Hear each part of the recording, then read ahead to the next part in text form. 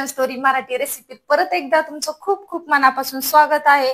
तर आज बनवणार आहे आपण डिंक लाडू बनवणार आहे। इकडे बघू शकता बघा, डिंक लाडू बनवण्यासाठी इकडे खोबरं वगैरे छान असं खिसून घेतलेलं आहे आणि हे लाडू एकदम छान असे पौष्टिक लाडू आहेत आपल्या मुलांसाठी किंवा मुलांसाठी। मोठे माणसं सुद्धा खाल्लं तरी ह्या लाडूचे खूप फायदे असतात। किंवा सकाळ सकाळ तुम्हाला घाई गडबडीत काय नाश्ता वगैरे ऑफिसला जायचं असतं किंवा कामाला जायचं असतं, आपल्या मुलांना शाळेत जायचं असतं, तर आपण एवढ्या गडबडीत भाजी चपाती किंवा नाश्ता करू शकत नाहीये। त्यासाठी आपण जर अशा प्रकारे जर चांगले पौष्टिक लाडू, हे सगळे पदार्थ म्हणलं तरी पौष्टिकच आहेत, तर असा एखादा लाडू आपण घाई गडबडीत सुद्धा खाऊ शकतो। त्यासाठीच आपण आज बनवणार आहे आपल्या किचन मध्ये मस्त असे डिंकाचे लाडू बनवणार आहे। चला तर मग आता आपण बघूया आपण डिंक लाडू बनवण्यासाठी काय काय घेतलेलं आहे। इकडे बघू शकता हे अर्धा किलो खोबरं घेतलेलं आहे आणि आपली जी खोबरं खिसायची खिसणी असते त्याच खिसणीने मी ही खिसून घेतलेलं आहे। बघा बघू शकता असं थोडंसं मोठं आणि लांब खोबरं छान मस्त असं आपल्या लाडू मध्ये दिसतं। त्यासाठी आपल्याला हे खोबरं मिक्सर मध्ये वगैरे फिरवून घ्यायचं नाही, असं मोठं छान असं खिसून घ्यायचं आहे। तर हे मी साधारण अर्धा किलो खोबरं घेतलेलं आहे आणि इथे घेतलेली आहे आपण खजूर घेतलेली आहे। बघू शकता काळी खजूर आहे चांगली, आणि असं पॅकिंग मध्ये पॅक खजूर असते तेच घ्यायचं, कारण बाकीच्या खजूर मध्ये कधी छोटे छोटे खडे वगैरे असतात। तर ती खजूर मी सगळी स्वच्छ करून बिया काढून हे बघा असे छोटे छोटे तुकडे करून घेतलेले आहे। हे साधारण खजूर आहे, पावशेर खजूर घेतलेली आहे मी। आणि आपल्या लाडू बनवण्यासाठी लागणार आहे साखर, तर साखर मी हे अर्धा किलो खोबरं आहे म्हणलं मी हे पावशेर साखर घेतलेली आहे। आणि इकडे मी घेतलेले आहे 100 ग्रॅम मनुके घेतलेले आहेत आणि आपण 100 ग्रॅम डिंक घेतलेला आहे। डिंक लाडू म्हणलं आपल्याला डिंक हे लागतोच, तर तुम्ही टाकायचा किंवा नसेल टाकायचा तरी नाही तरी चालतं, पण डिंक लाडू खाण्यासाठी एकदम चांगला असतो, पौष्टिक असतो आणि त्यासाठी मी डिंक 100 ग्रॅम वापरणार आहे। आणि इथं काय घेतलेले आहेत मी काजू घेतलेले आहेत। आपल्याला लागणार आहे तूप। चला तर मग आता आपण जराही वेळ न घालवता आपल्या रेसिपीला सुरुवात करणार आहे।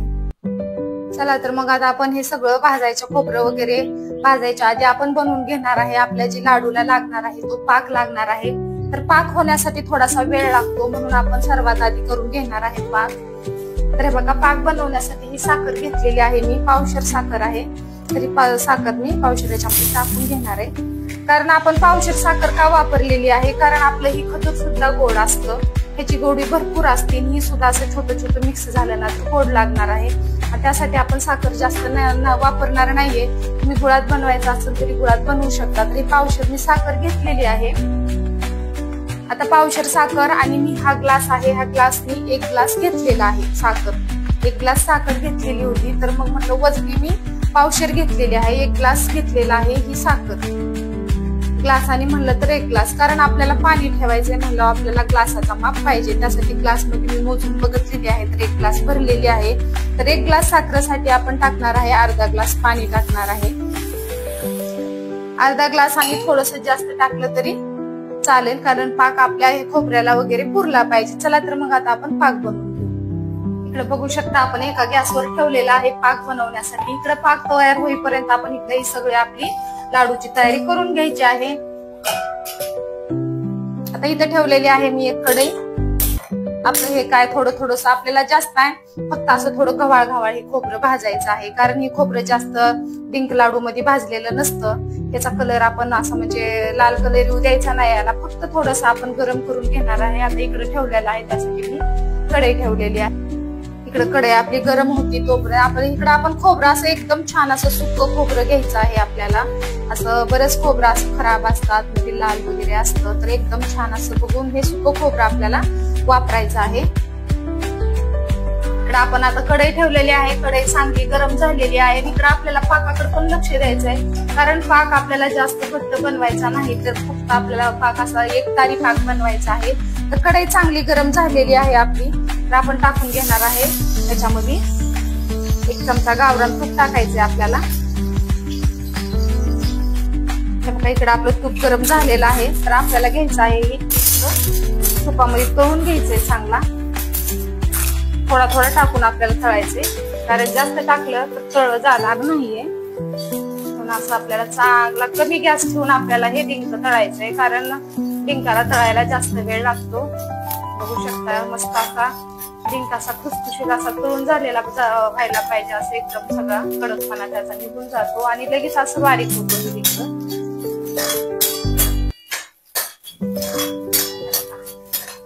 कमी गॅसवर एकदम डिंक असा भाजून घेणार आहे. आता अजून थोडासा आहे तर हे 2दा डिंक भाजावं लागेल, कारण आतमधला सगळा ह्याच्यामधला डिंक कडक आहे ते असा छान असा तळला पाहिजे. बघा डिंक आता चांगला तळलेला आहे, तर आपण एका प्लेट मध्ये काढून घेणार. जास्त काळा पण करायचा नाही, मस्त असं छान आपलं कसं फुलेपर्यंत ठेवायचं आहे. छान असा डिंक फुलला की आपल्याला हे डिंक काढून घ्यायचं.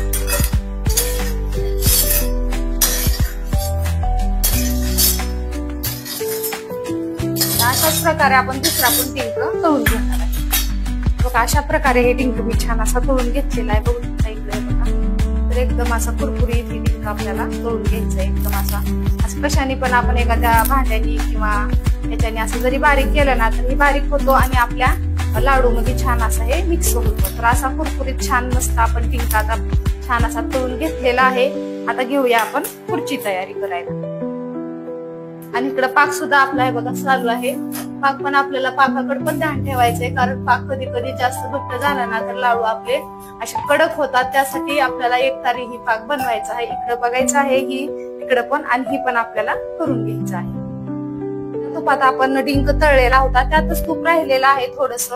तुम्हाला आणखीन थोडं टाकायचं असेल तर टाकू शकता, कारण तूप पुन्हा कुणाला आवडत नाही, घरात बरेच जणांना आवडत नाहीये. तुम्ही नाही टाकलं तरी चालतं, कारण फक्त डिंक तुम्ही तळून घेतला ना तरी चालतं, तूप नाही वापरलं तरी. आता हे गरम झालेलं आहे तूप आपलं, तर आपण टाकून घेऊया. ह्याच्यामध्ये खजूर टाकणार आहे आपण. आता आपण खोबरं टाकून घेणार आहे. सगळ्यात आधी खोबरं आपल्याला जास्त करपावायचं नाही किंवा लाल सुद्धा करायचं नाहीये. आता हे सगळं खोबरं मी टाकून घेणार आहे.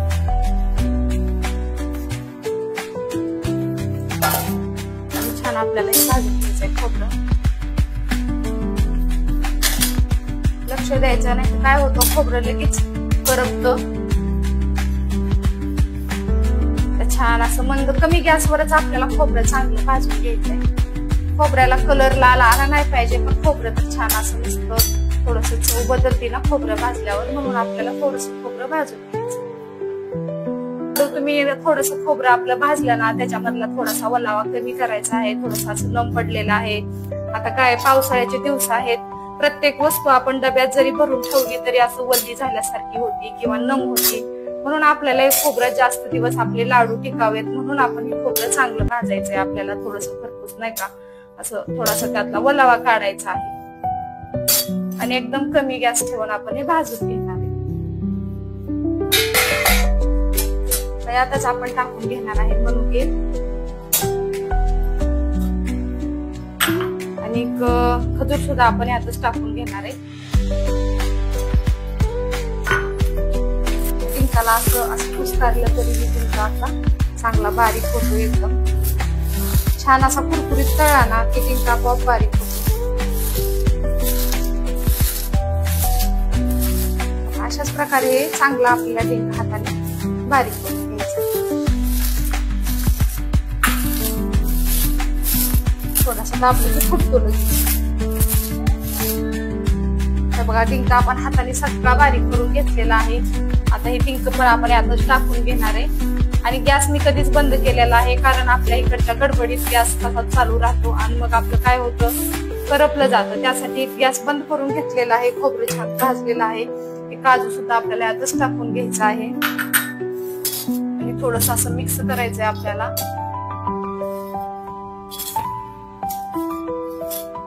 आता आपल्याला करायचं आहे पाकाकडे लक्ष द्यायचं आहे. हे सगळं झालेलं आहे मिश्रण आपल्या डिंक लाडूचं बनवून. तर आता आपण याला एका ताटात काढून घेणार आहे. ज्याकडे आपण थाळ्यामध्ये खोबरं ठेवलेलं होतं परातीत, त्याच परातीत आपण आता हे सगळं आपलं काढून घेणार आहे.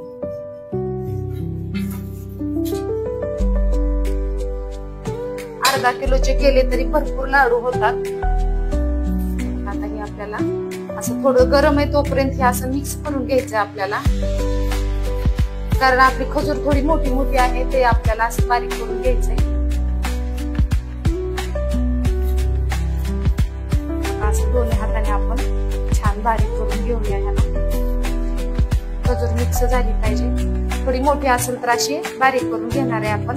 आता बघू शकता इकडे पाक सुद्धा आता आपला तयार झालेला आहे. मी गॅस बंद केलेला होता, कारण जास्त आपल्याला कडक पाक करायचा नाहीये, कारण लगेच त्याची साखर बनते.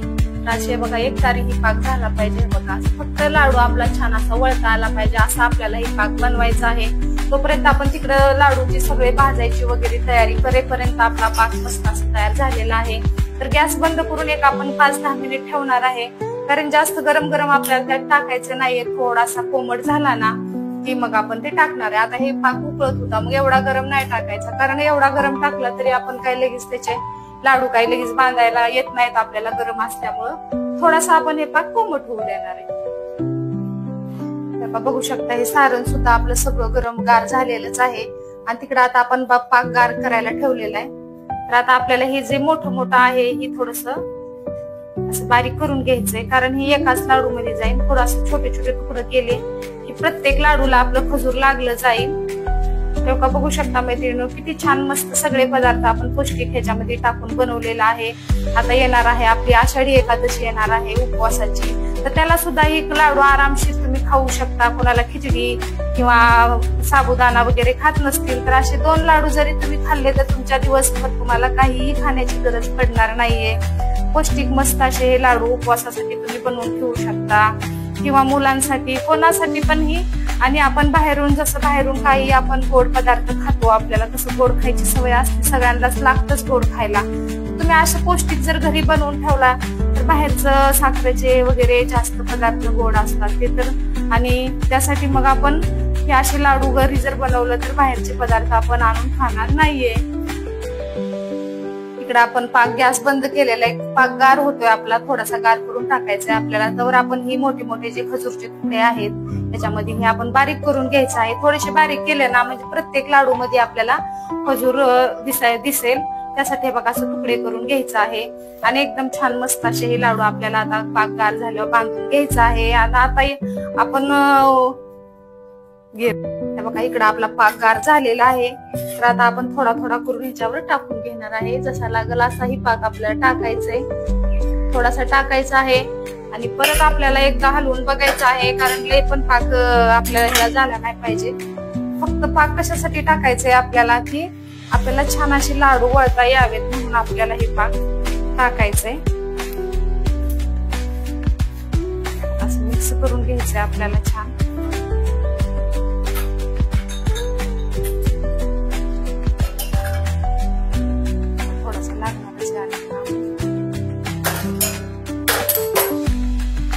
चांगलं मिक्स करून एक सगळ्या आपल्या खोबऱ्याच्या सारणाला ह्या सुका पाक लागला पाहिजे. तुम्ही आणखीन ह्याच्यामध्ये बदाम किंवा पिस्ते वगैरे तुम्हाला जे ड्रायफ्रूट टाकायचे असतील ते टाकू शकता, तुम्हाला जे आवडत ते तुम्ही.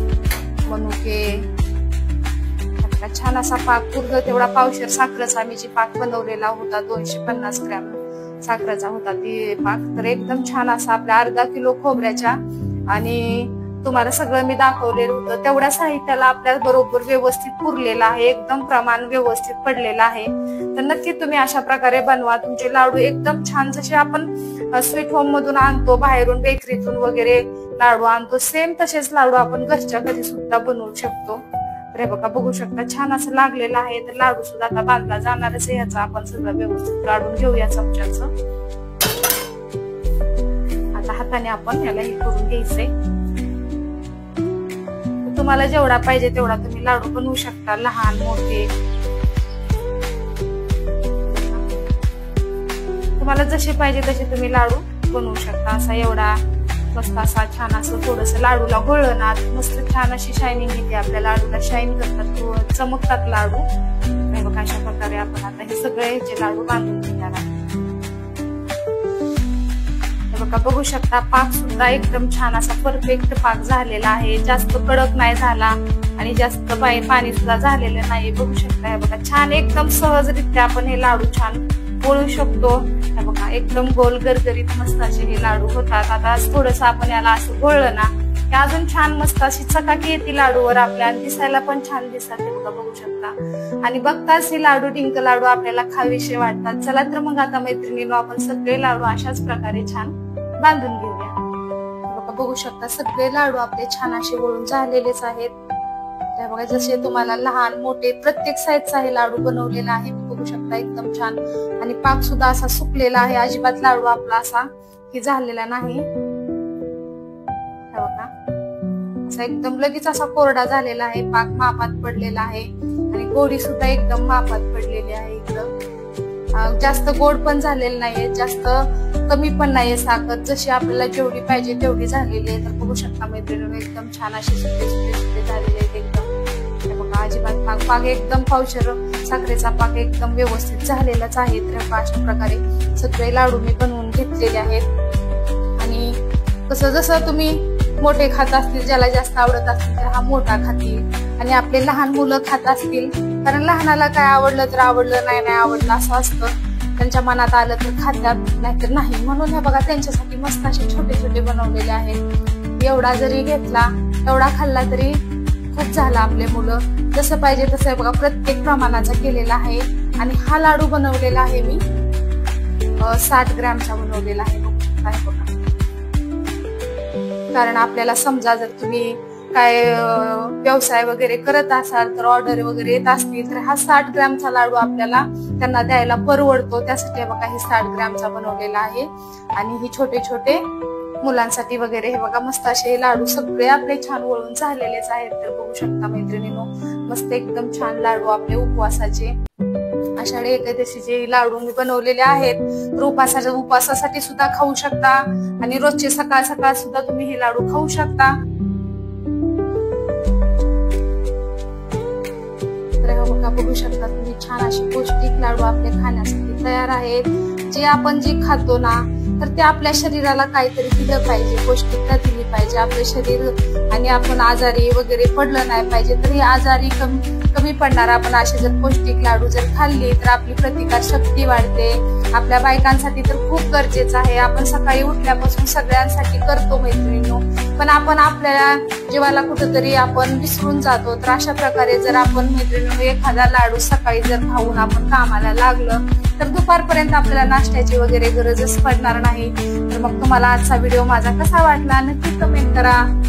माझे हे आजचे डिंक लाडू तुम्हाला आवडले असेल तर नक्की एक मला लाईक करा। चॅनलवर नवीन आला असेल चॅनल सबस्क्राईब केल्याशिवाय जाऊ नका। चला तर मैत्रिणींनो परत भेटू अशाच एक छानशा रेसिपी सोबत, तोपर्यंत धन्यवाद।